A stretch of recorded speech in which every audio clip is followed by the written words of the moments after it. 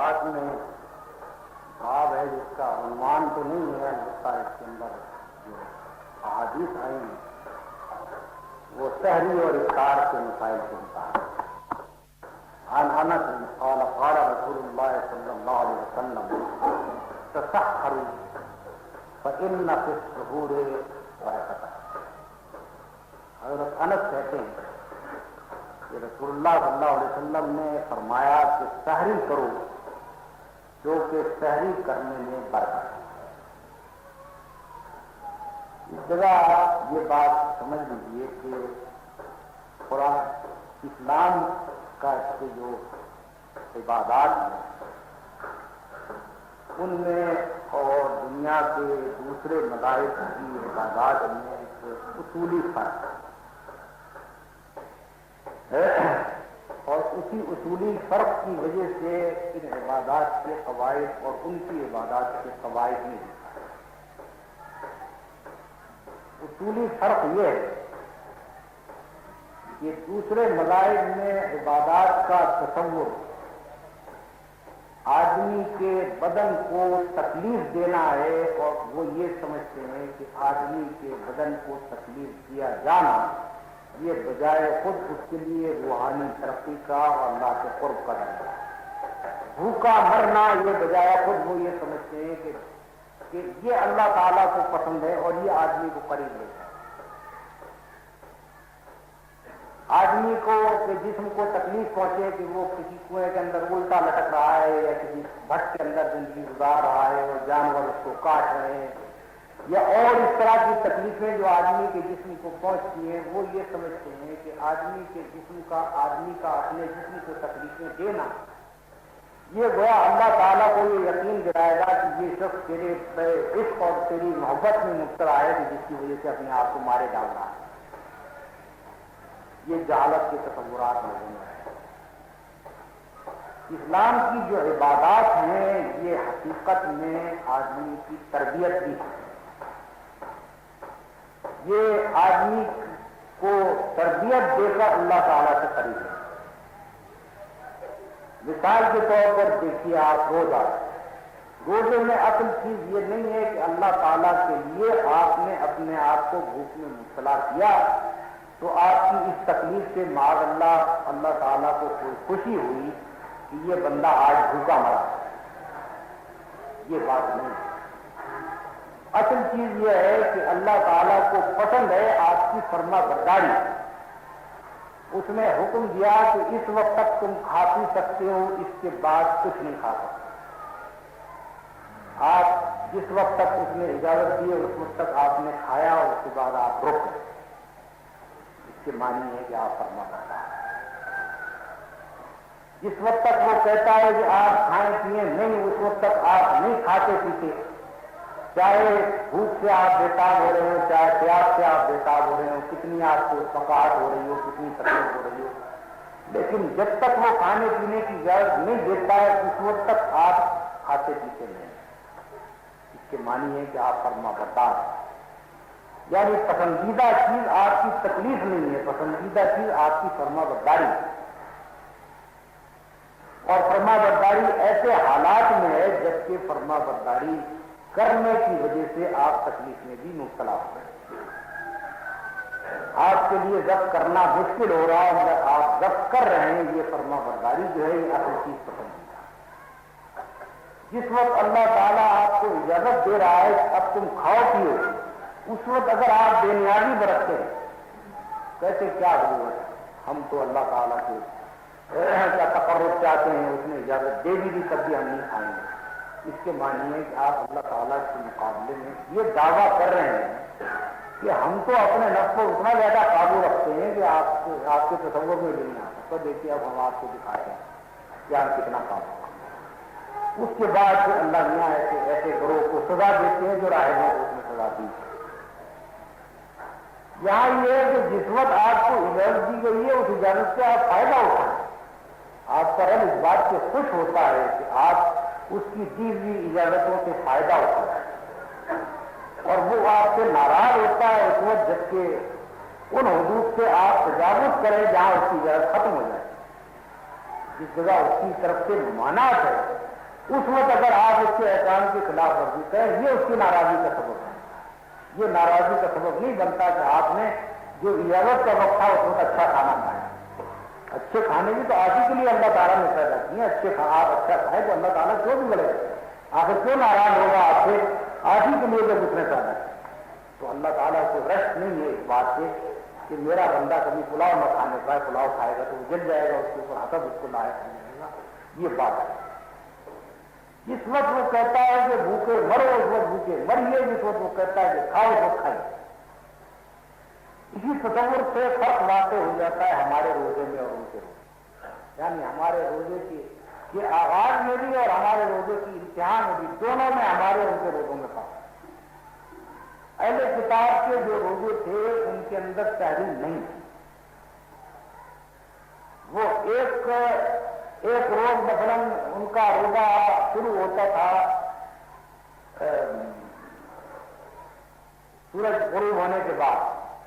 सूरज गुरूब होने के बाद उनका रोजा शुरू हो जाता था। उससे पहले वो खा पी कर फारिग हो जाते और सूरज गुरूब होते ही उनका रोजा शुरू हो। अब उसके बाद वो दूसरे दिन के सूरज गुरूब होने तक वो रोजा चलता, यानी मुसलसल 24 घंटे। और जो उनके अंदर और ज्यादा जो तकवा बरतने वाले थे, वो दूसरे दिन का रोजा खोलते ही फौरन फिर रोजा शुरू कर देते। और वो रोजा खोलना कोई ऐसा अल्लाह का बंदा था जो 1 मटर के दाने से रोजा खोल लेता था, फिर रोजा शुरू कर देता था। या जिसको जितना बड़ा कमाल दिखाना हो, और बाद ऐसे बाकमाल थे कि दूसरे दिन का रोजा भी नहीं खोलते थे तो शुरू कर देते थे। 3 दिन का रोजा, 4 दिन का रोजा, यानी जो जितना बड़ा राइज है वो उतनी ज्यादा बड़ा लंबा चौड़ा होता है। नबी सल्लल्लाहु अलैहि वसल्लम ने फरमाया कि सहरी करने में बरकत। क्यों? सहरी करने में बरकत ये है कि अल्लाह ताला के हुक्म को बजा लाने में आपको सहूलत है। उसका हुक्म यह है कि फजर के वक्त से आपका रोजा शुरू हो और गुरूब आफ्ताब के वक्त खत्म हो जाए। इससे ज्यादा का मुतालबा उसका नहीं है कि आप खाने पीने से परहेज करें। अब जिस वक्त ये शुरू हो रहा है रोजा, उस वक्त अगर आपने उस वक्त से पहले अल्लाह ताला की दी हुई इजाजत से फायदा उठाकर खा पी लिया तो इसके मानिए आपको सहूलत है अल्लाह ताला का हुक्म बजा लाना। दिन भर आपको उसका हुक्म बजा लाने की पूरत हासिल होती है। अगर आप ऐसा नहीं करेंगे तो आपको नकाहत होगी। उसका हुक्म चूंकि यह है कि महीना भर तक ये रोजे रखते जाओ, हो सकता है किसी आदमी की ताकत 10वें दिन टूट जाए और आगे न चल सके। नतीजे यह होगा हुक्म बजाने का। इस वजह से जिस वक्त खाने पीने की इजाजत दी गई उस वक्त तुम खाओ, ताकि तुम्हें जिस वक्त खाने की इजाजत नहीं है उस वक्त अल्लाह ताला का हुक्म बजा लाने की ताकत है। ये मुराद बरकत से सहरी करने में बरकत।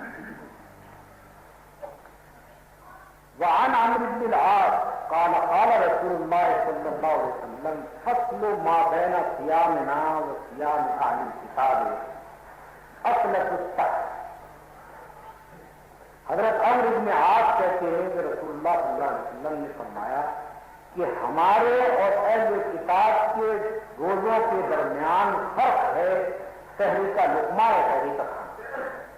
उकला भी हो सकता है, रखना भी। यानी ये चीज हमारे उनके रोजे को अलग करती है।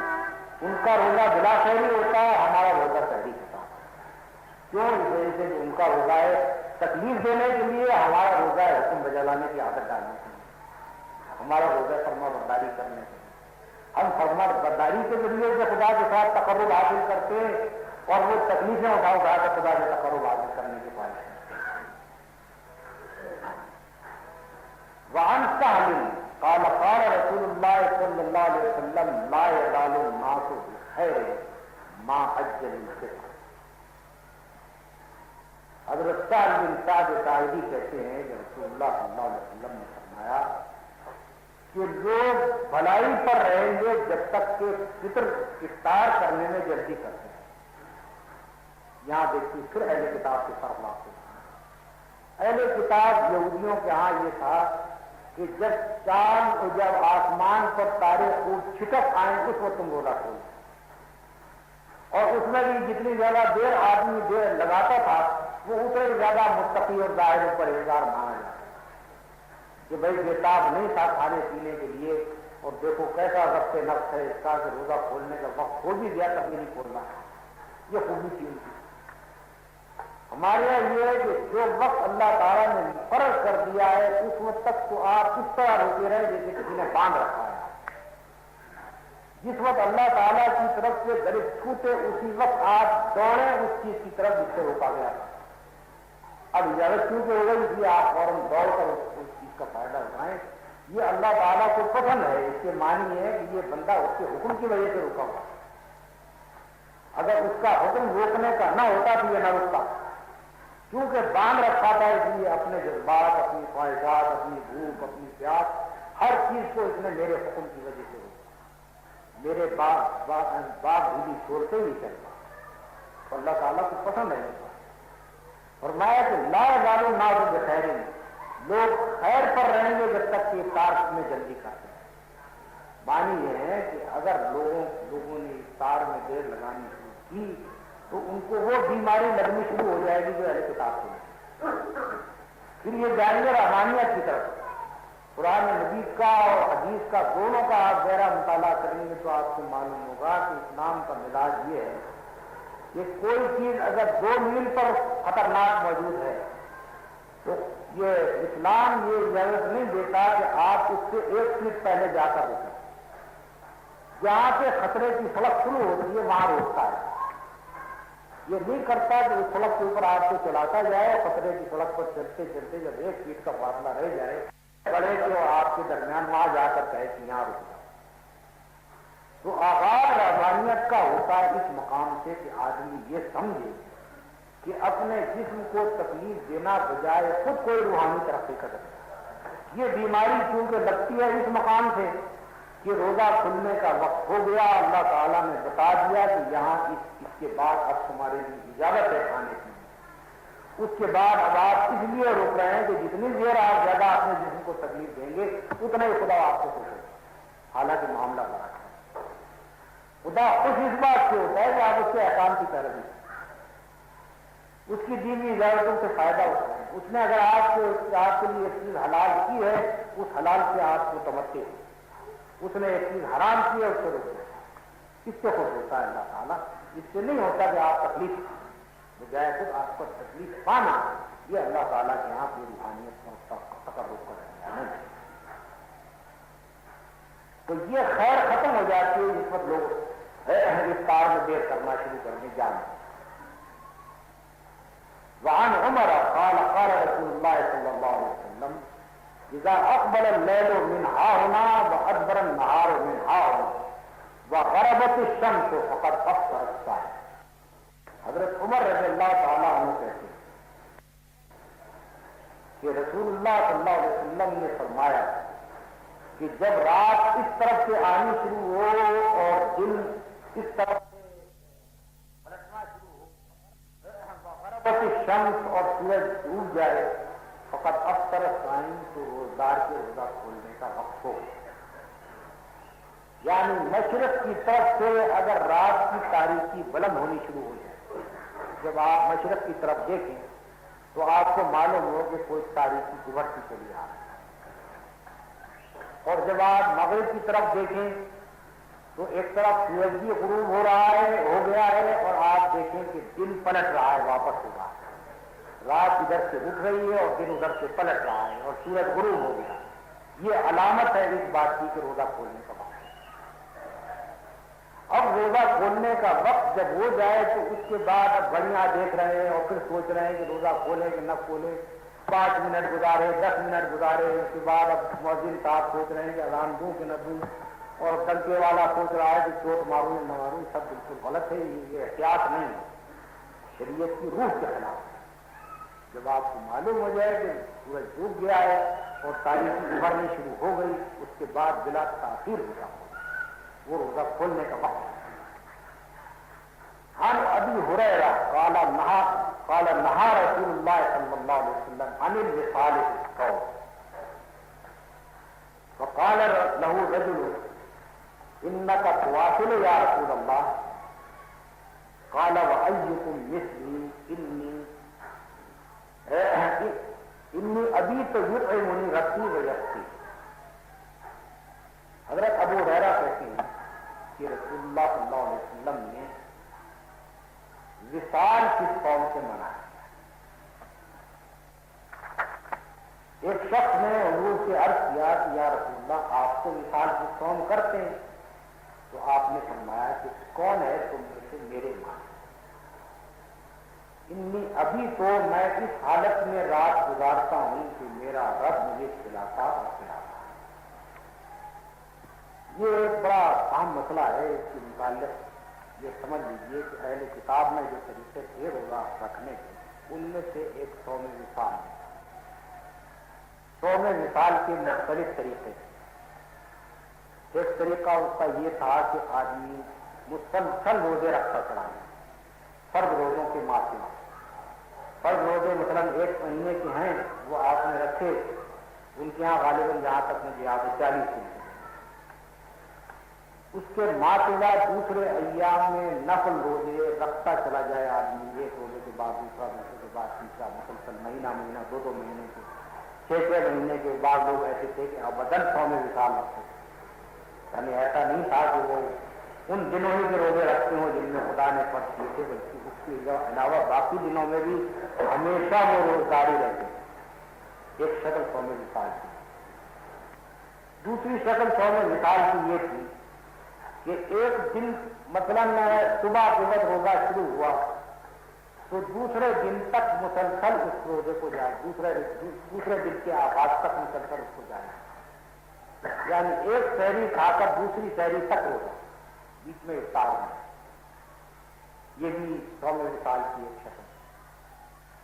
اب اس جگہ نہیں معلوم ہے کہ رسول اللہ صلی اللہ علیہ وسلم سے جو پوچھا گیا کہ آپ صوم وصال رکھتے ہیں اور آپ نے فرمایا کہ کون ہے جو میری طرح ہو، میرا رب مجھے کھلاتا پلاتا ہے، جس وجہ سے تم لوگ صوم وصال نہ رکھتے. تو نہیں معلوم کہ حضور کے صوم وصال سے کیا مراد ہے. آیا یہ کہ ایک سحری سے دوسری سحری تک کا روزہ، یا یہ ہے کہ ایک روزے کے بعد مسلسل نفل روزے مسلسل رکھتے چلے.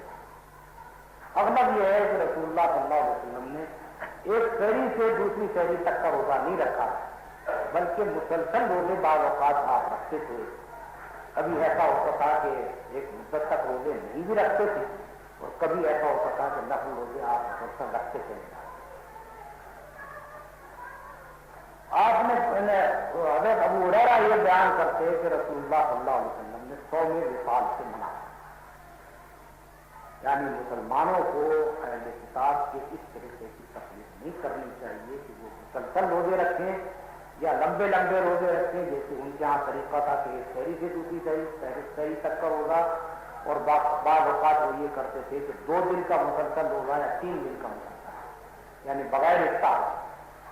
اس طرح کے جو روزے ہیں اس کو حضور نے منع کیا.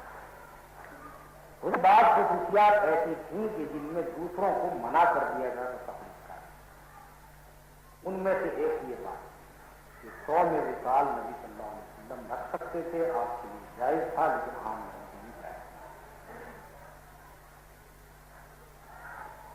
عن حفصہ قال قال رسول اللہ صلی اللہ علیہ وسلم من لم یجمع الصیام قبل الفجر فلا صیام له. حضرت حفصہ کہتی ہیں کہ رسول اللہ صلی اللہ علیہ وسلم نے فرمایا کہ جس نے فجر سے پہلے روزہ رکھنے کا فیصلہ نہ کر لیا اس کا کوئی روزہ نہیں. مراد اس کی یہ ہے کہ جب کوئی فعل آپ شروع کرنے لگے عبادات میں، تو جس وقت آپ آغاز کر رہے ہوں اس وقت اس کی نیت کریں، اس بات کا فیصلہ کریں کہ میں اللہ تعالیٰ کے لیے یہ عبادت کر رہا ہوں. روزے میں اور فاطے میں فرق کیا ہے؟ کھاتا پیتا آدمی فاطے میں بھی نہیں ہے اور روزے میں بھی نہیں ہے. فرق جو چیز کرتی ہے فاطے اور روزے کے درمیان وہ یہ ہے کہ آپ یہ نیت کریں کہ میں یہ کھانے پینے سے جو پرہیز کر رہا ہوں یہ اللہ تعالیٰ کی عبادت کے طور پر. اگر یہ نیت آپ نے نہیں کی تو روزے اور فاطے میں کوئی فرق نہیں رہا. فجر سے آغاز ہوتا ہے روزے کا، تو حضور نے فرمایا کہ فجر کے وقت جب سے روزہ شروع ہو رہا ہے اس وقت یہ عزم کرو، یہ ارادہ اور یہ فیصلہ کرو کہ تم اللہ کے لیے روزہ رکھو۔ اگر ایسا نہ کرو گے تو اس کے معنی ہے کہ تمہارے روزے وفاق نہیں رہا۔ اس کا یہ مطلب نہیں ہے کہ اگر کوئی آدمی اس وقت فیصلہ کرنے سے اس وقت نیت کرنا بھول گیا تو اس کا روزہ ہی ثابت ہو گیا، اور اگر فرض روزہ تھا تو بعد میں اس کو اس کی سزا کرنی ہوگی، یہ مراد نہیں۔ اگر وہ بھول گیا تھا تو جس وقت اس کو یاد آئے اس وقت دل ارادہ ہضم کرے، ورنہ بجائے خود نیت ہے روزے کی، اس لیے کہ آپ اگر سحری کے لیے اٹھ رہے ہیں تو کس وجہ سے اٹھ رہے ہیں؟ یہ سمجھتے ہوئے تو اٹھ رہے ہیں کہ آج روزہ رکھنا ہے۔ تو اگر روزہ رکھتے وقت آپ نے یہ الفاظ زبان سے نہیں بھی نکالے کہ میں آج روزہ رکھ رہا ہوں اللہ کے لیے، یا دل میں اس کا خیال عین آغاز صوم کے وقت نہیں آیا، تو یہ روزے کو باطل کر دینے والی چیز نہیں ہے، کیونکہ آپ کا سحری کے وقت اٹھنا خود یہ معنی رکھتا ہے کہ آپ کی نیت روزہ رکھنے کی تھی۔ لیکن شریعت میں چونکہ اہمیت نیت کی ہے، افعال کی جو بھی قدر و قیمت ہے وہ نیت کی بنا پر، ایک فعل کو دوسری چیز سے جو چیز ممتاز کرتی ہے وہ آپ کی نیت ہے۔ تو اس وجہ سے فرمایا کہ فجر کے وقت آدمی ارادہ کرے، ارادہ عزم کرے اس بات کا کہ میں آج روزہ رکھتا ہوں۔ وعن ابي هريره قال قال رسول الله صلى الله عليه وسلم اذا سمع النداء احدكم والاناء في يده فلا يدعه حتى يقضي حاجته۔ حضرت ابو ہریرہ نے کہا کہ رسول اللہ صلی اللہ علیہ وسلم نے فرمایا کہ جب تم میں سے کوئی شخص اذان کی آواز سنے اور اس وقت برتن ابھی اس کے ہاتھ میں ہے تو اس برتن کو وہ رکھ نہ دے جب تک کہ اپنی حاجت اس سے پوری نہ کرے۔ اس معاملے میں یہ سمجھ لیجیے کہ رسول اللہ صلی اللہ علیہ وسلم کے زمانے میں یہ نقارے وغیرہ نہیں تھے، شہری کے وقت سائرن کوئی نہیں تھی۔ اس زمانے میں اذان دی جاتی تھی اور اذان سے لوگوں کو معلوم ہوتا تھا کہ اب شہری کا وقت ختم۔ کبھی ایسا ہوتا تھا کہ لوگ گرمی کا زمانہ ہے، لوگ باہر سو رہے، اس حالت میں ہر شخص دیکھ سکتا تھا کہ وقت ہو گیا ہے، روزہ شروع ہونے کا ہے نہیں۔ کبھی ایسا ہوتا تھا کہ بارش ہے یا یہ کہ جاڑے کا زمانہ ہے، لوگ کمروں کے اندر ہیں۔ اب اس وقت سب لوگوں کے لیے ضروری نہیں تھا کہ وہ باہر نکل کر دیکھیں کہ روزے کا وقت ختم ہو گیا۔ اس وقت مؤذن کی اذان لوگوں کو بتاتی تھی کہ اب سحری کا وقت ختم ہو گیا، اب روزے کا وقت ختم ہو گیا، اب افطار کا وقت آیا ہے یا سحری ختم ہونے کا۔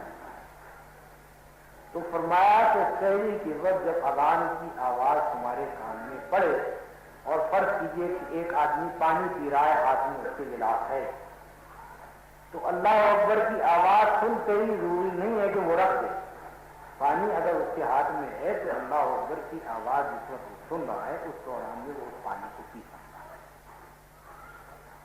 سحر کے خاتمے کے جو وقت ہے، جو تفصیل قرآن مجید میں بیان کی گئی ہے، اس کی جو تفصیل اس کی احادیث میں بیان کی گئی ہے، اس کو اگر آپ غور سے دیکھیں تو آپ کو معلوم ہوگا کہ وہ سیکنڈوں کے حساب سے نہیں کہ ایک سیکنڈ ادھر سحری کا وقت ہے، ایک سیکنڈ ادھر جاتے ہی فوراً سحری کا وقت ختم ہے۔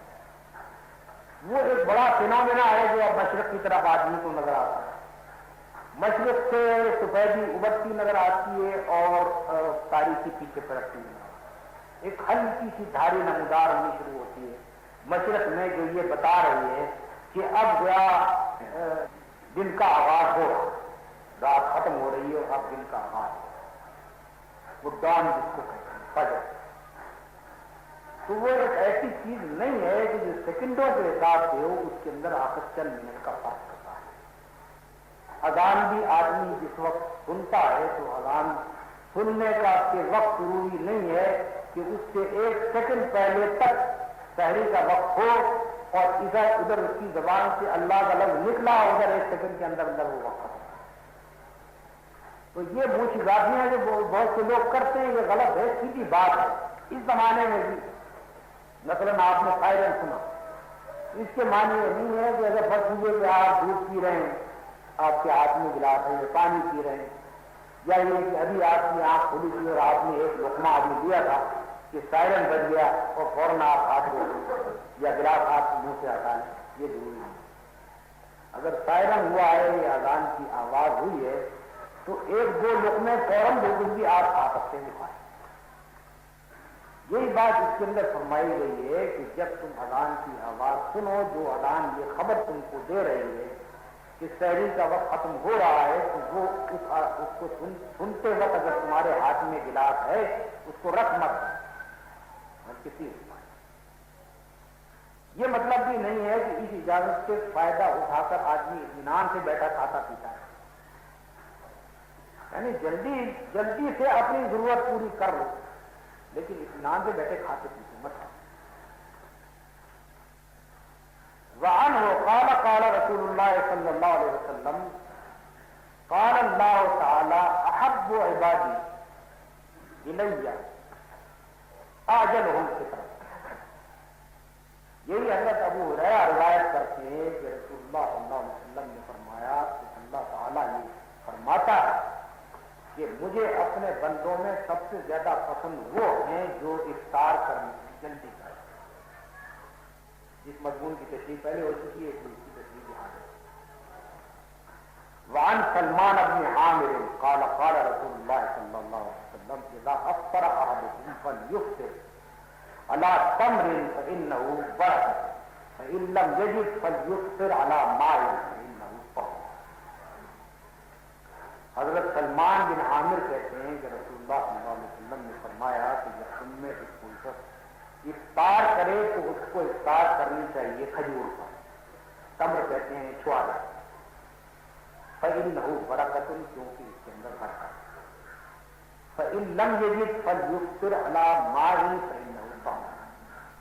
اور اگر کھجور بھی نہ پائے چھوارا بھی نہ پائے تو اس کو چاہیے کہ وہ پانی سے افطار کرے کیونکہ وہ پاک ہے۔ چھوارے سے افطار کرنے کے لیے اس لیے فرمایا گیا کہ چھوارے میں ایک تقویت ہے، موجودہ زمانے میں بھی یہ بات تسلیم کی جاتی ہے کہ اگر صرف کھجور کسی فوج کو ملے تو وہ اس کی سب غذائی ضروریات پوری کرتا ہے۔ صحراؤں میں لڑنے کے لیے جو فوجیں بھیجی جاتی ہیں جن کے لیے زیادہ سر و سامان کھانے پینے کا اتنا نہیں دیا جا سکتا کہ وہ مہینوں اس کی ضرورت کے لیے کفایت کر سکے، تو اس کے ساتھ ساتھ کھجور بھی رکھ دی جاتی ہے تاکہ اگر دوسرا راشن سب ختم ہو جائے تو وہ فوج صرف کھجور کے بل کے اوپر زندہ رہے۔ کھجور اتنی تلافی کرتی ہے غذا کی کمی، اس لیے فرمایا کہ کھجور سے روزہ کرو، اگر وہ نہ مل سکے تو پھر دوسری چیزیں پالیں۔ اس کی ایک برکت تو فرمائی گئی کہ انہ طہور، وہ پاک چیز ہے، اور دوسری برکت اس کے اندر خود بخود موجود ہے، وہ یہ ہے کہ آدمی جو دن بھر پیاسا رہتا ہے تو پیاس کا آدمی کے اوپر زیادہ اثر پڑتا ہے بنسبت غذا کم ہے۔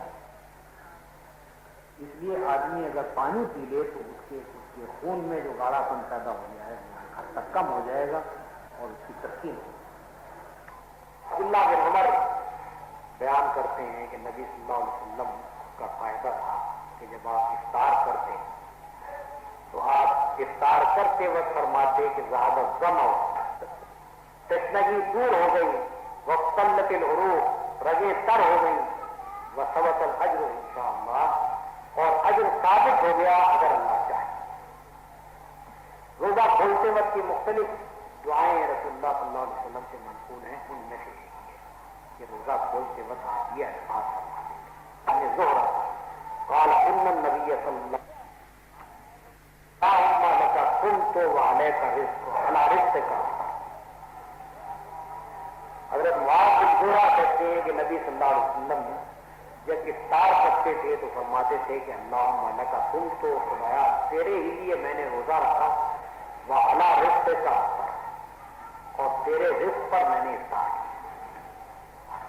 یہاں اس بات کو نگاہ رکھیے آپ کہ ایک آدمی اگر کوئی اپنا فریضہ انجام دیتا ہے تو بجائے خود وہ فریضہ انجام دینا بھی اپنا ایک اجر رکھتا ہے، اس کی اپنی ایک خود قدر ہے،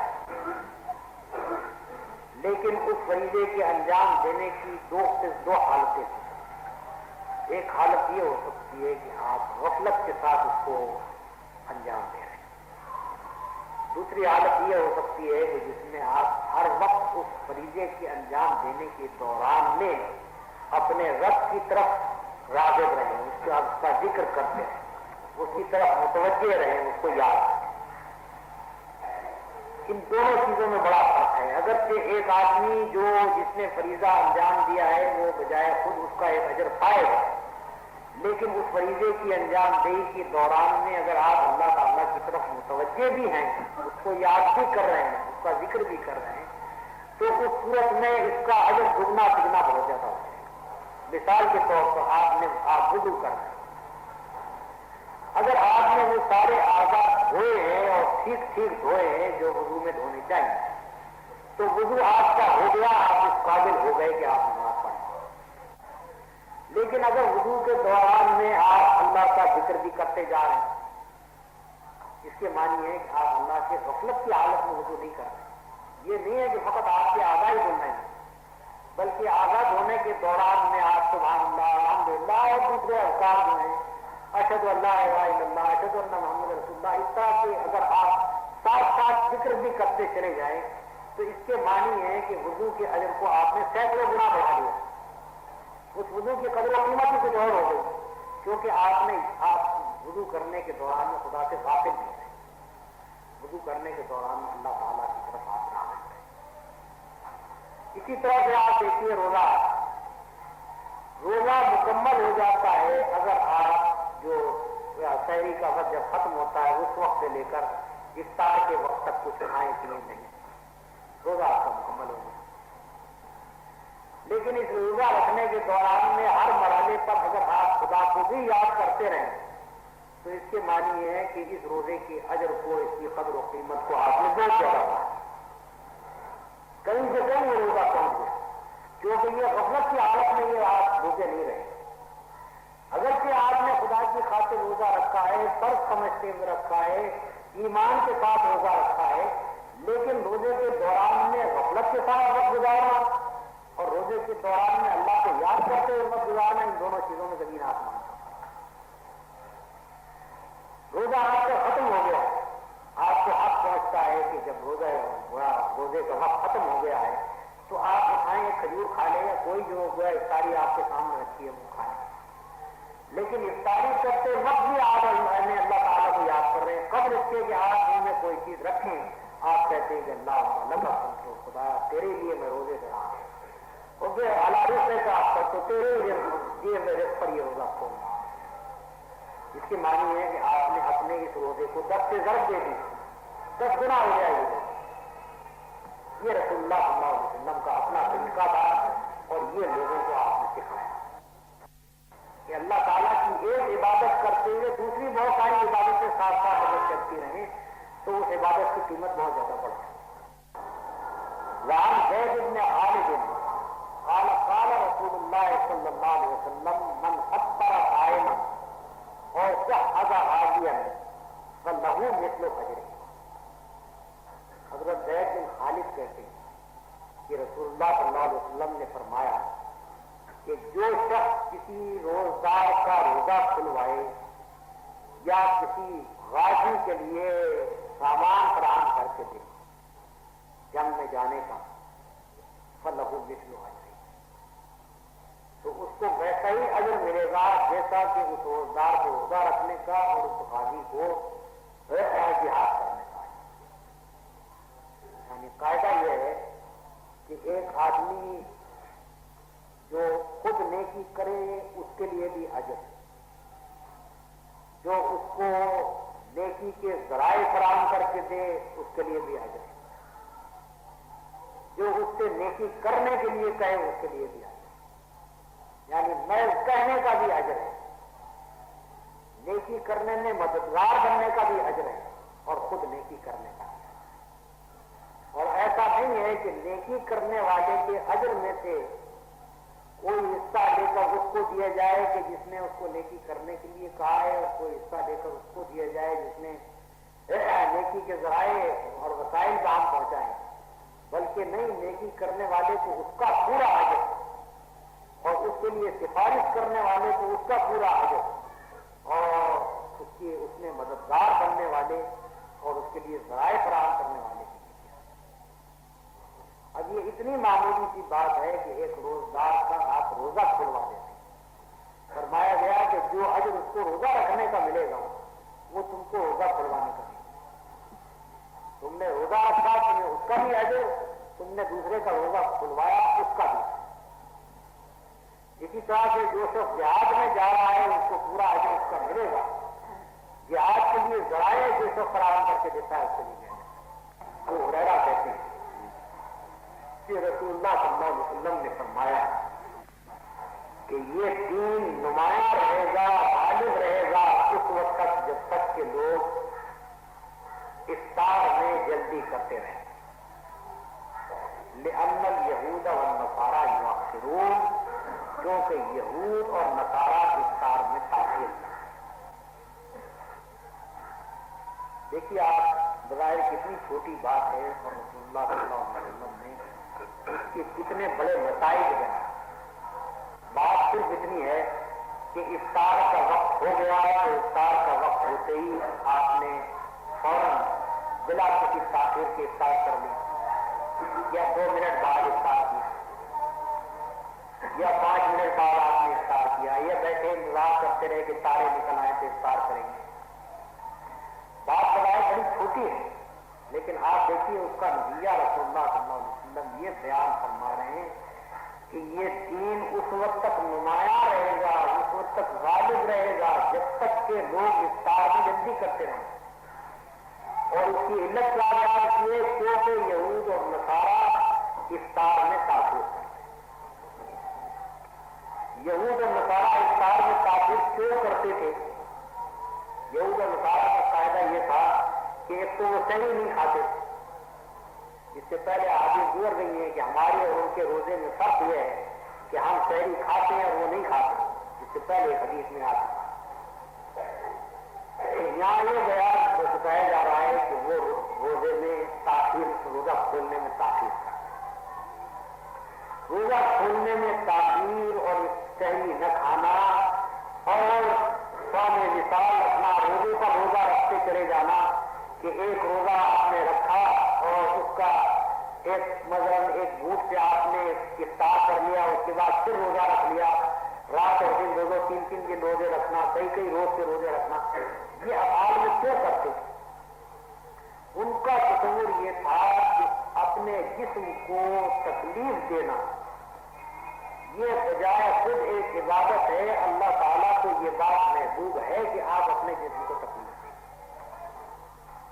وہ یہ سمجھتے تھے کہ روحانی ترقی کا ذریعہ یہ ہے کہ اپنے جسم کو عذاب کیا جائے، روحانی ترقی کا ذریعہ یہ ہے کہ اپنے جسم کو لذتوں کے آسائشوں سے محروم کیا جائے۔ اسی چیز نے ان کے اندر روحانیت پیدا کی، اسی چیز نے دنیا سے فرار اور گوشوں میں پناہ لینے کی طرف واضح کیا۔ اللہ کے دین کا منشا بالکل دوسرا ہے۔ اللہ کے دین کا منشا یہ ہے کہ یہ دنیا تمہارے لیے پیدا کی گئی ہے، اس دنیا کی لذتیں آسائشیں سب تمہارے لیے، اس دنیا کے سر و سامان سب تمہارے لیے پیدا کیے ہیں، لیکن تمہارا کام یہ ہے کہ ان ساری چیزوں کو اللہ تعالیٰ کے حدود کے اندر استعمال کرو۔ اللہ تعالیٰ نے جو لمٹ، جو حدود تمہارے لیے مقرر کر دی ہیں کہ یہاں تک تم جا سکتے ہو، اس سے آگے تم نہیں جا سکتے، فلاں چیز استعمال کر سکتے ہو، فلاں چیز استعمال نہیں کر سکتے، فلاں چیز کو اس طرح استعمال کر سکتے ہو، اس کے خلاف استعمال نہیں کر سکتے، فلاں چیز کو اس حد تک استعمال کر سکتے ہو، اس سے آگے نہیں کر سکتے۔ یہ جو لمٹ اللہ تعالیٰ نے مقرر کر دی ہیں، ان کے اندر رہ کر استعمال، اس سے باہر جا کر استعمال نہ کرو، ان حدود سے تجاوز نہ کرو۔ یہ اللہ کے دین کا مطالبہ ہے۔ اب غرض کے لیے اللہ تعالیٰ نے ایک وقت مقرر کر دیا کہ یہ وقت آئے تو تم کھانا پینا چھوڑو، آپ کو حق پہنچتا ہے کہ عین اس وقت تک جہاں سے نمک شروع ہوتا ہے اس وقت تک آپ کھائیں۔ یہاں تک ایک حدیث میں گزرا ہے کہ اگر سحری کے وقت کی اذان ہو اور کسی شخص کی آنکھ کھلے یا اس کے ہاتھ میں مثلاً گلاس ہے پانی کا یا دودھ کا، تو اذان کی آواز سنتے ہی مت چھوڑ دو، بلکہ اپنی حاجت پوری کر لے جلدی جلدی کسی طرح، کیونکہ وہ سیکنڈوں کے حساب سے وقت نہیں ہوتا، اس وقت میں گنجائش ہوتی ہے۔ تو ایک مسلمان کا کام یہ ہے کہ اللہ تعالیٰ نے جو حد مقرر کر دیے اس کے اوپر جا کر رک جائے۔ اس کے بعد وقت مقرر کر دیا گیا کہ فلاں وقت تک جب تک کہ سورج ڈوب نہ جائے اس وقت تک تم کچھ کھانے پینے کا حق نہیں ہے۔ سورج ڈوبتے ہی تمہیں آپ کا ہوتا ہے کہ تم کھاؤ گے۔ جب سورج ڈوبا اس وقت اگر آپ جلدی کرتے ہیں اور جا کر آپ اپنا افطار کرتے ہیں، اس کے معنی ہے کہ آپ صرف اس لیے رکے ہوئے تھے کہ آپ کے رب نے آپ کے لیے آپ کو روک دیا۔ جس وقت رب کی طرف سے رکاوٹ ہٹ گئی اس وقت آپ فوراً اپنے نفس اور اپنے جسم کے مطالبات کو پورا کر دیں۔ تو یہود و نصارہ کی تاخیر وہ روحانیت اس کی جڑ تھی اور اپنے رب سے بدگمانی اس کی جڑ تھی۔ ان کا تصور یہ تھا کہ ہمارا رب اس بات سے خوش ہوتا ہے کہ ہمارا جسم تکلیف اٹھائے۔ یہاں یہ ہے کہ اپنا آپ کا رب اس بات سے خوش ہوتا ہے کہ آپ کے اس کے حدود کی پابندی کریں۔